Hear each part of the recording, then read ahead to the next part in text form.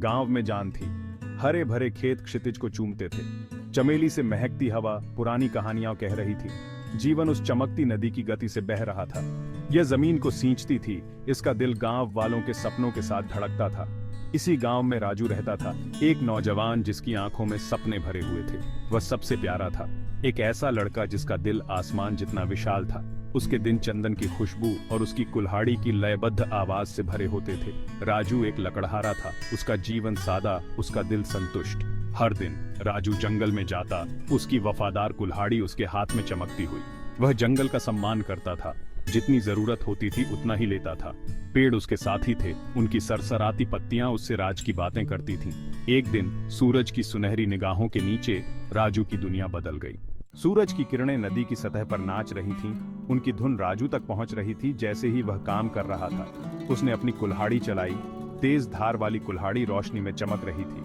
हर बार कुल्हाड़ी चलाना एक प्रार्थना थी, प्रकृति के साथ एक मौन बातचीत। अचानक उसकी पकड़ ढीली पड़ गई। कुल्हाड़ी, उसका वफादार साथी, उसकी पकड़ से फिसल गई। यह हवा में लुढ़क गई। चमकीले आकाश के सामने एक क्षणभंगुर परछाई। राजू देखता रहा।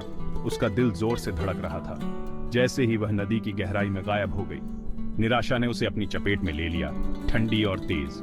नदी गहरी थी, उसका दिल एक रहस्य था। राजू का दिल कुल्हाड़ी के साथ डूब गया।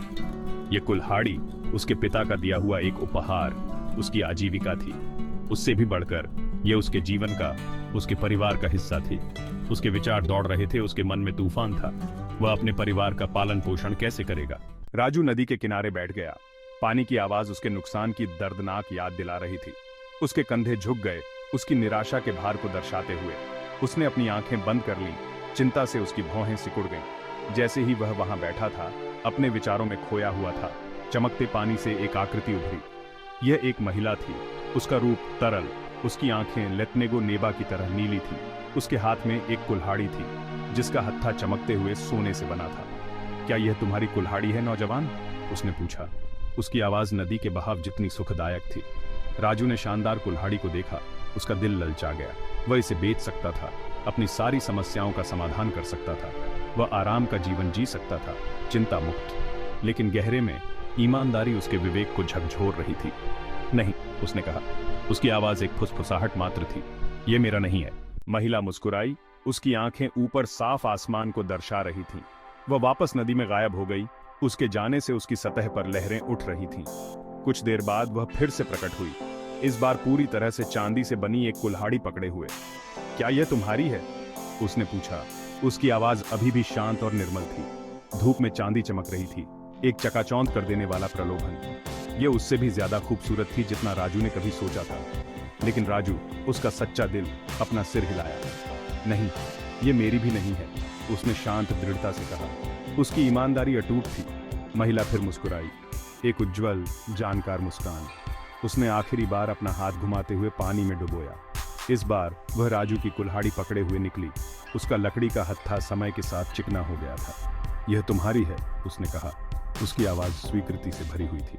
राजू का दिल खुशी से झूम उठा जब उसने अपनी कुल्हाड़ी ली। उसकी उंगलियां लकड़ी में परिचित खांचे ट्रेस कर रही थीं। यह सोने या चांदी से भी ज्यादा कीमती थी, क्योंकि यह उसकी सच्चाई, उसकी ईमानदारी का प्रतिनिधित्व करती थी। उसने महिला को धन्यवाद देने के लिए ऊपर देखा, लेकिन वह चली गई थी, केवल शिमरिंग पानी और एक गहन मौन छोड़कर। जंगल की आग की तरह यह खबर पूरे गांव में फैल गई। राजू की ईमानदारी, धन से इनकार करने की कहानी ने सभी के दिल को छू लिया। ग्रामीण इकट्ठा हुए। उनके चेहरे पर प्रशंसा और युवा लकड़हारे के लिए नए सिरे से सम्मान था। अप्रत्याशित ध्यान से अभिभूत राजू बस मुस्कुराया। उसे समझ नहीं आया कि उसकी ईमानदारी इतना बड़ा अजूबा क्यों है। उसके लिए जीने का यही एक तरीका था। उसका दिल संतुष्ट था, उसकी अंतरात्मा निर्मल थी। उसके पास उसकी कुल्हाड़ी थी, उसकी सच्चाई थी, और बस यही मायने रखता था। गांव में जीवन पहले जैसा कभी नहीं रहा। राजू की ईमानदारी एक प्रकाश स्तंभ बन गई, उन मूल्यों की याद दिलाती है जो उन्हें प्रिय थे। बच्चे उसकी कहानी सुनते हुए बड़े हुए। उनके दिल उसकी अटूट ईमानदारी से प्रेरित हुए। नदी, जो कभी पानी का स्रोत थी, अब ईमानदार लकड़हारे की कहानी से गूंज उठी। राजू की भावना से प्रभावित होकर ग्रामीणों ने अपने जीवन में उसकी ईमानदारी को प्रतिबिंबित करना शुरू कर दिया। वसंत की बारिश के बाद दयालुता के छोटे छोटे कार्य जंगली फूलों की तरह खिले। विश्वास फला फूला, उनके जीवन के ताने बाने में अपना रास्ता बना लिया। गांव जो कभी साधारण था अब असाधारण था। ईमानदार लकड़हारा राजू उसी सादगी और सच्चाई के साथ अपना जीवन व्यतीत करता रहा। उसने एक कुल्हाड़ी खो दी थी, लेकिन उसके स्थान पर उसे कहीं अधिक कीमती चीज मिली।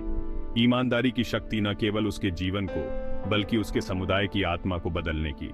ईमानदारी, उसने महसूस किया, न केवल सबसे अच्छी नीति थी बल्कि अर्थ और उद्देश्य के साथ जीवन जीने का एकमात्र रास्ता था।